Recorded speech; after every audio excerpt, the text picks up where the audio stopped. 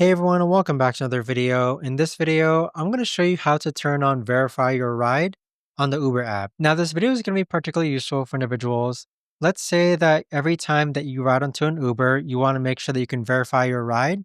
How do you actually go ahead and turn that on? Now, this video is going to be short, sweet, and simple, guys. There's not going to be a lot of steps involved. Now, in order to do this, what you're first going to do is click on Account on the bottom right hand corner. Afterwards, go ahead and scroll down and then go ahead and click on Settings. Next, you want to scroll down even further and underneath Safety, you want to go ahead and click on Verify Your Ride. So, what this is going to do is that you're going to be able to toggle on, which is going to allow you to use a PIN for each trip that you need to share with your driver when they pick you up in order for your trip to start.